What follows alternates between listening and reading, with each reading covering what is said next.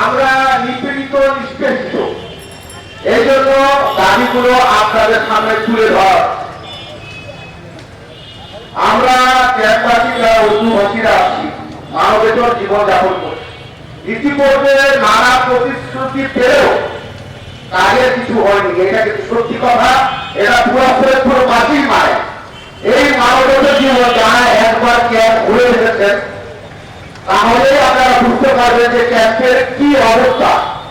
বর্ষা বলেন, গরম বলেন, শীত বলেন, বর্ষায় তো একটা ক্যাম্পে হাঁটাই যায়, আর থাকা তো দূরের কথা।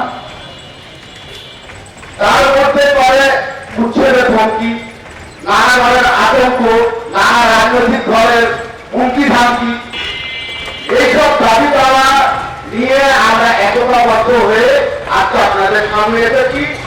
আমাদের প্রথম দাবি, মর্যাদার সাথে উর্দু ভাষীদের ক্যাম্পে বসবাসরতদের সরকারিভাবে পুনর্বাসন করা। এটা আমরা সবাই বিশ্বাস করে মানি।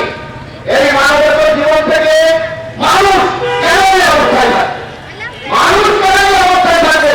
আমরা মানুষ পরিবারী মানুষ কিছু একটা ব্যক্তিকে এইভাবে কেন রাখবো? আমরা কি রোহিঙ্গা? আমরা বাংলাদেশে আসবো? আপনারা কি বলেন? আমাদেরকে সবসময় একটা ভোট দিয়ে আলাদা করে দেওয়া হয়, এটা আমরা আর মানি না এবং কোনদিন মানব না। আজকে বাংলাদেশের উন্নয়নের প্রতিটা জানায় আমাদের সবসময় অবদান রয়েছে। কোন জায়গায় এই ফরিদপুরে বলেন, ঢাকায় বলেন, খুলনায় বলেন, সারা বাংলাদেশ ব্যাপী আমরা বাংলাদেশী হিসাবে সবার সাথে থাকি, প্রতিটা উন্নয়নের সাথে থাকি, কিন্তু আমাদের উন্নয়ন হয় না। তখন আমাদেরকে ক্যাম্পবাসী হিসাবে দেখা হয়। কেন ক্যাম্পবাসী হিসাবে দেখা হবে? আমাদেরকে কলোনি তৈরি করে দেওয়া হোক। একটা কলোনি এর আগে তো ব্রিটিশ কলোনি ছিল না? তো একটা কলোনির একটা সম্মান আর একটা ক্যাম্পের সম্মানের মধ্যে অনেক পার্থক্য আছে। তো সরকারের কাছে আমাদের আবেদন, এবং এইটা দীর্ঘদিনের আবেদন, যে আমাদের ক্যাম্পগুলোকে একটা কলোনিতে রূপান্তর করে দেওয়া হয়। সকল উর্দুভাষীর সমস্যা 2 নম্বর একটা সমস্যা বলেছেন ওনারা।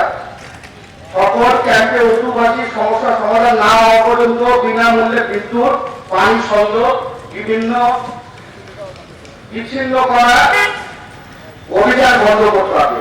বিদ্যুৎ পানি ছাড়া কে থাকতে পারে? বিদ্যুৎ পানি ছাড়া কে থাকতে পারে? কোন মানুষ কি থাকতে পারে? আপনারা যতদিন এই ক্যাম্পের উন্নয়নের কাজে হাত দেবেন না, আমরা সব সুবিধা, এটা আমাদের ফান্ডামেন্টাল রাইট, এই রাইট আমাদেরকে দিতে হবে।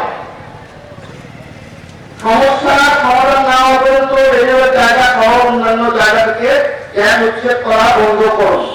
3 নম্বর এটা আমাদের সমস্যা। 4 নম্বর সমস্যা হচ্ছে ক্যাম্পে বসবাসরত উর্দু ভাষীদের বৈষম্যের হাত থেকে রক্ষা করে সম অধিকার প্রদান ও মৌলিক অধিকার নিশ্চিত করতে হবে। উল্লেখিত